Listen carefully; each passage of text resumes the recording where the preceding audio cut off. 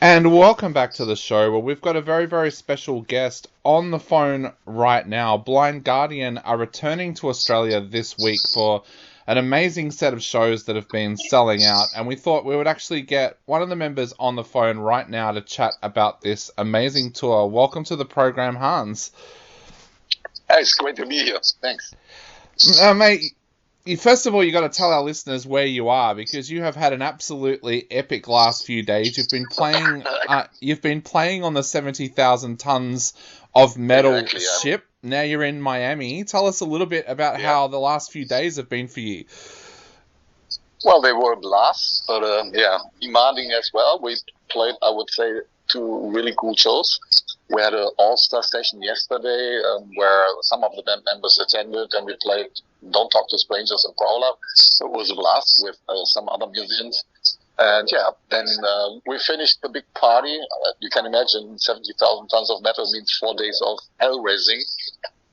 We had a share in that. And now we're heading to Australia. I'm at the airport, and I just recognized on the cruise as well as here that the digital world is still not as elaborated as some people would think. Yeah, for all of our listeners out there, I was actually supposed to do this interview yesterday, but apparently you guys had no reception while you're on the boat at all. And there was so much confusion. I mean, that was only the icing on the cake. And then I gave it up and went for a great Japanese dinner. So I was rewarded for waiting. Definitely. Now, you are heading to Australia right now as well. So tell us a little bit about how you feel about returning back to Australia after 9 years.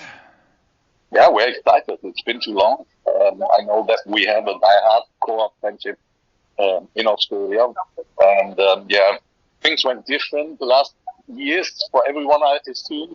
So it took, instead of 4 or 5 years, which is a long period already, 8 to 9 years until we had the chance to now come back to Australia. And it's the biggest tour we've ever played there. We play some places we've never been before, like Adelaide, Perth, and Brisbane. But we're looking up for all of the shows. We have 2 great shows in Melbourne, one in Sydney, and they always have been a blast. We have great support bands, and that means, people can expect a lot from any of the shows.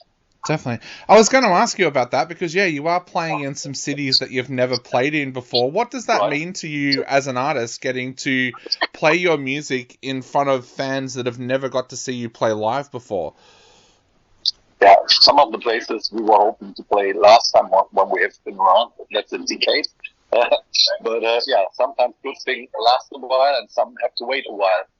For us, it's a privilege, and it makes the fun even bigger, because this is pretty much the biggest trip you can imagine, especially here from Florida, where we're now waiting for a train which is taking us to San Francisco. And then from San Francisco, we go to Brisbane.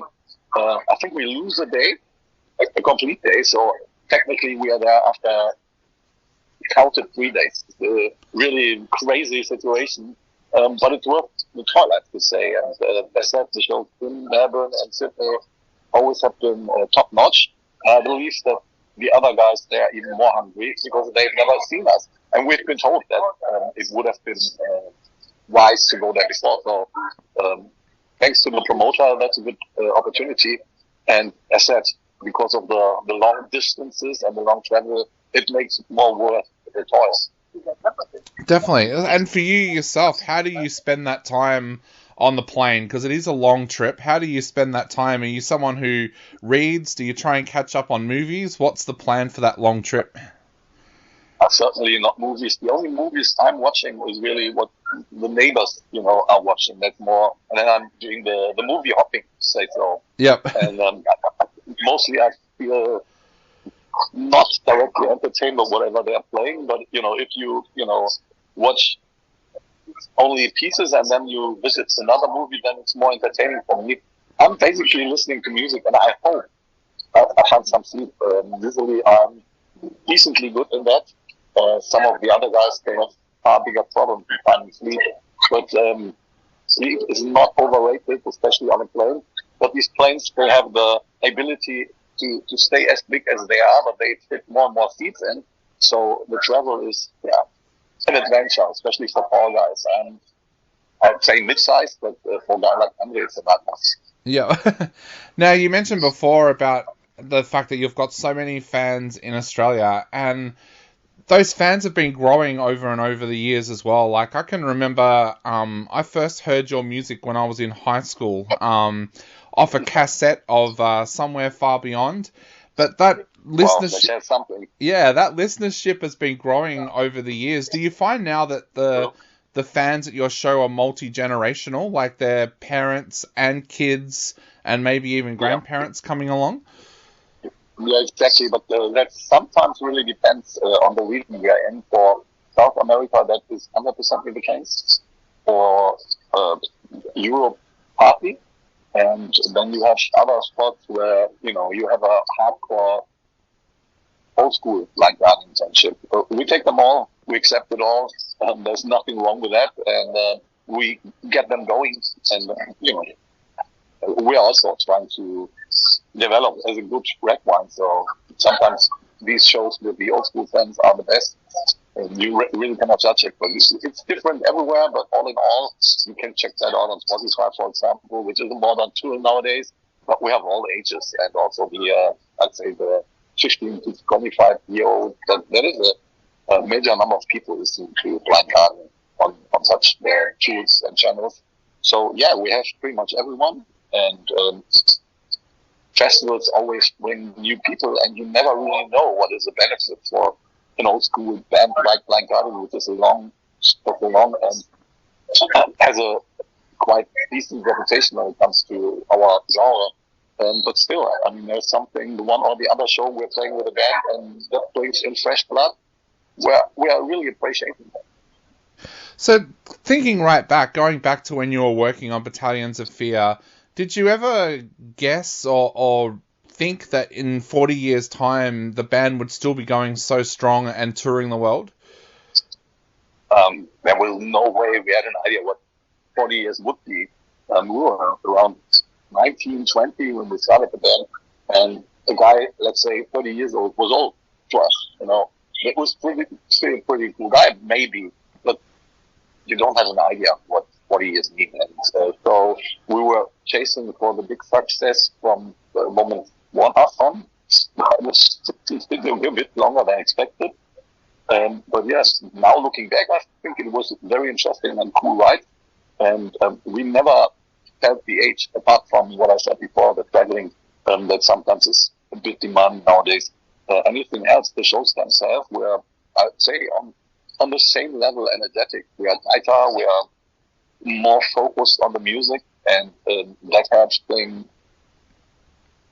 if not better shows, at least equal quality shows.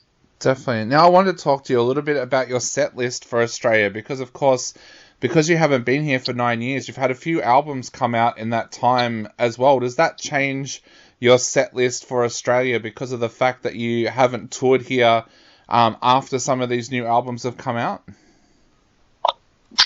I think we set up a quite interesting setup of songs for all the shows, and especially when playing 2 shows in Melbourne, we have to be prepared to be a little more flexible and play some variation. But the truth is that we cannot deny the classical stuff, and we don't want to.